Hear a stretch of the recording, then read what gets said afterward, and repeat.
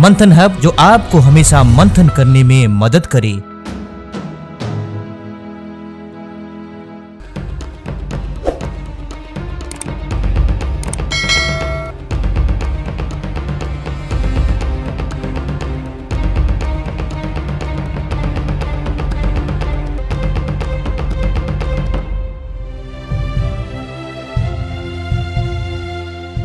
आज हम जिस महामानव की बात करने जा रहे हैं उनका नाम है प्रोफेसर राममूर्ति, जो 1882 में आंध्र प्रदेश के श्रीकाकुलम में जन्मे थे। इनको कहा जाता है कलयुग का भीम, इंडियन हरकुलस, इंडियन सैंडो और न जाने कितनी उपाधियों से सम्मानित किया गया है। इनके बचपन से लेकर जवानी तक की कहानी और अचीवमेंट बहुत ही प्रेरणादायक और लाजवाब है। भारत के बच्चों को अगर ये सब बातें स्कूलों से ही पता चलती तो आज सब हस्तमैथुन और अश्लील पिक्चर के चक्कर में न पड़े रहते। खैर, जो हुआ सो हुआ, अभी भी समय है, जब जागो तब सवेरा। इस वीडियो को ध्यान से देखकर प्रोफेसर राममूर्ति की प्रेरणादायक जीवनी से कुछ सीखकर अगर आप अपनी जवानी की शक्ति को सही दिशा की ओर मोड़ते हैं और जी जान लगाकर मेहनत करते हैं तो आप भी बन सकते हैं महामानव। आप भी बन सकते हैं महामानव। प्रोफेसर राममूर्ति की अद्भुत शारीरिक शक्ति और सफलता की राज है वीर की रक्षा और ब्रह्मचर्य। आइए पहले जानते हैं प्रोफेसर राममूर्ति की जीवन से जुड़ी दिलचस्प कहानी,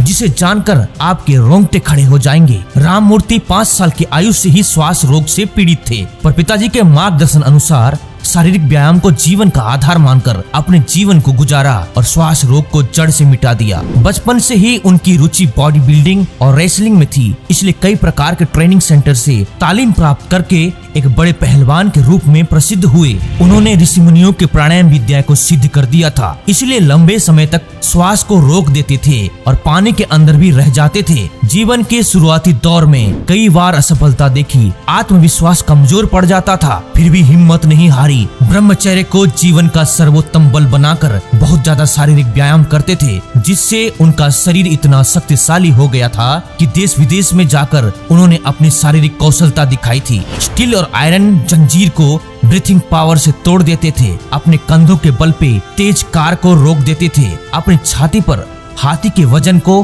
5 मिनट तक सह लेते थे। इस कारण से देश विदेश में उनकी प्रसिद्धि तेजी से होने लगी और बाहर जाकर भी उन्होंने अपनी प्रतिभा को दिखाई थी। उस समय अंग्रेजी अफसर जॉर्ज पंचम ने प्रोफेसर राममूर्ति को कलयुग का भीम, इंडियन हरकुलस, इंडियन सैंडो की उपाधि दी थी। प्रोफेसर राममूर्ति ने फ्रांस, जर्मनी, जापान और स्पेन में अपनी ताकत दिखाई थी। उन्होंने स्पेन में बुल फाइटिंग में हिस्सा लिया था, जब उससे पहले उनको ऐसा अनुभव नहीं था। फिर भी उस खतरनाक बुल फाइटिंग में सफलता पाई थी। उन्होंने विजयनगरम में सर्कस कंपनी खोली थी और वहाँ से बहुत सारे पैसे कमाए और पैसों का अधिक भाग चैरिटी और आजादी की लड़ाई में लगा देते थे। वो एक देशभक्त थे जो देश की और युवाओं की खूब चिंता करते थे।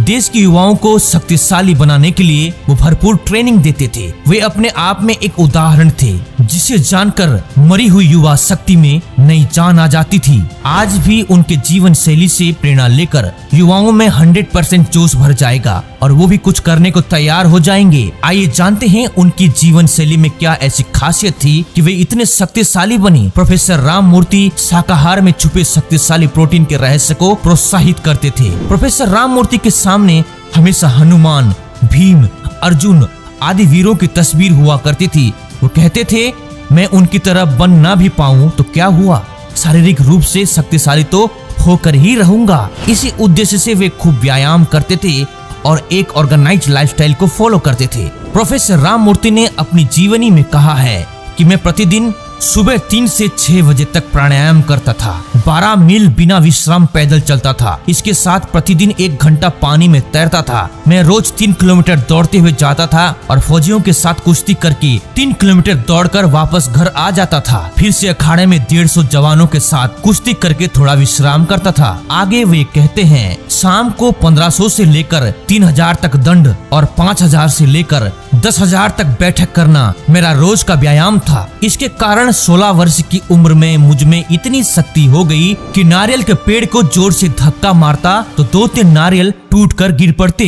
प्रोफेसर राममूर्ति सही में कलयुग के भीम थे, क्योंकि 50 मनुष्य से लदी हुई गाड़ी को शरीर पर से उतरवा देते थे। इतना ही नहीं, 75 मील की तेजी से दौड़ती हुई गाड़ी उनके शरीर पर से पार हो जाती थी। ये सब अद्भुत बल सुनकर आश्चर्य होता है। उन्होंने ब्रह्मचर्य की धुन में ही 45 वर्ष की आयु तक विवाह नहीं किया था। भारत के युवाओं के लिए उन्होंने ब्रह्मचर्य और प्राणायाम का खूब प्रचार किया था। उनका स्वभाव बड़ा हंसमुख था। वे हंसी को स्वास्थ्य के लिए बड़ा उपयोगी समझते थे। वे कहते थे, मन, वचन और तन से पवित्र रहो, सादा भोजन करो, जीवन सरल रखो, रोज व्यायाम करो, यही सुखी जीवन का मूल मंत्र है। युवाओं को मोटिवेट करने के लिए कहते थे, असफलता क्या है, हमने कभी जाना नहीं है। 1 बार, 2 बार, 3 बार, 5 बार, 10 बार कोशिश करते चलो, सफलता अवश्य मिलेगी। डू और डाई, करो या मरो, करूंगा या मरूंगा, यही हमारा मूल मंत्र है, यही हमारा मूल मंत्र है।